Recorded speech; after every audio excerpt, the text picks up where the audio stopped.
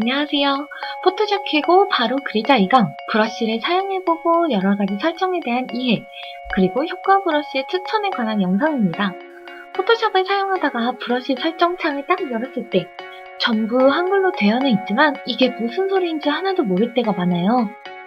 그래서 이번에 이렇게 브러쉬 쓰는 법부터 설정창에서 어떤 걸 체크하면 어떻게 바뀌는지 전부 알 필요는 없지만 정말 필요한 기능만 쏙쏙, 그리고 그림을 편하게 그릴 수 있게 해주는 브러쉬에는 어떤 것이 있는지 알려드릴게요.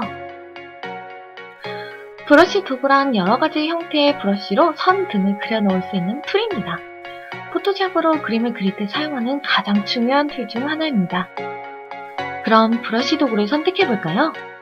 왼쪽에 있는 도구 박스 중에 붓처럼 생긴 버튼을 눌러주세요.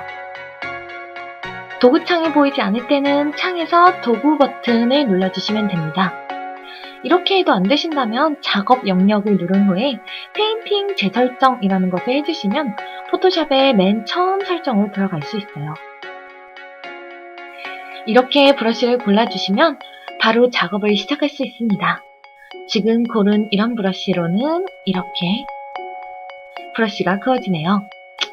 타블렛을 가지고 계신다면 필압을 적용한 브러쉬를 사용하고 싶어지겠죠? 그렇다면 브러쉬를 선택한 상태로 F5를 눌러주세요. 그럼 이런 브러쉬 설정 창이 나옵니다.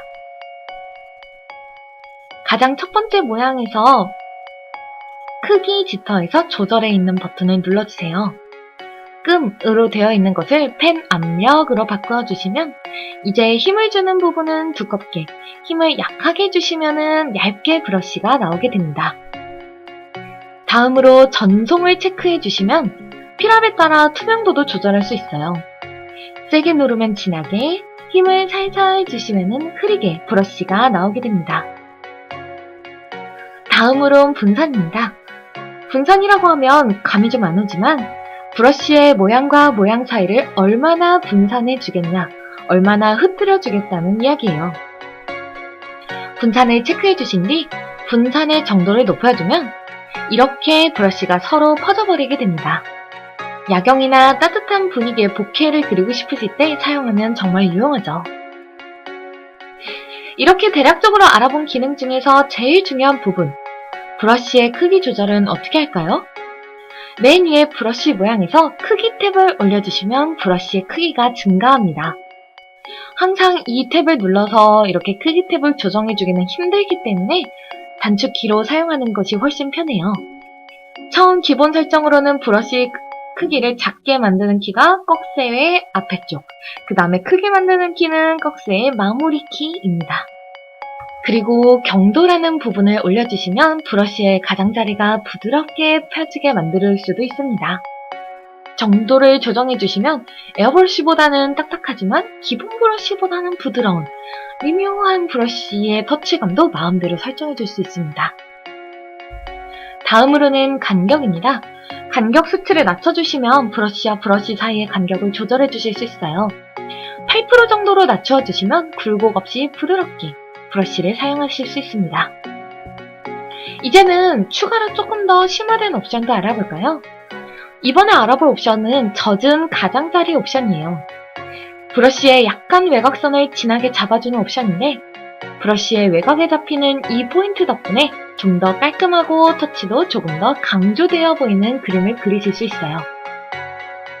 이미지에 보시면 끝부분이 살짝 진하게 강조되는 것이 확인되죠? 다음은 텍스처입니다. 텍스처를 다른 브러쉬에도 적용할 수 있지만 포토샵에는 처음부터 어울리는 텍스처가 적절하게 들어간 브러쉬를 자동으로 제공하고 있어요. 이런 브러쉬에서 텍스처의 비율을 올려주시면 조금 더 텍스처가 잘 보이게 조정할 수도 있답니다. 마지막으로는 다양하고 편리한 브러쉬에 대해서 알아볼까요? 지금 보시는 브러쉬는 구름 브러쉬입니다. 편하게 톡톡 찍어주는 것만으로도 이렇게 하늘을 자연스럽게 그릴 수 있어요. 지금은 다양한 구름 모양을 보여드리기 위해서 여러 가지를 한두 번씩 그려보았는데 적절한 위치에 적절한 브러쉬를 위치해 주신다면 훨씬 더 자연스럽게도 가능합니다. 지금 사용한 이 브러쉬는 레이지 브러쉬라고 하여 데비앙아트에서 무료로 배포하고 있는 브러쉬예요. 말 그대로 편하게 그리고 싶은 아티스트를 위한 게으른 브러쉬입니다. 구름뿐만 아니라 물, 지퍼, 새, 반짝이, 레이스 등 다양한 브러쉬를 제공하고 있어요. 다운로드는 데비앙아트에서 레이지 브러쉬를 검색하셔서 무료로 다운받을 수 있습니다. 다음으로는 스타크 브러쉬예요. 이 역시 무료로 제공되는 브러쉬인데요. 이 주소에서 다운로드 받을 수 있습니다.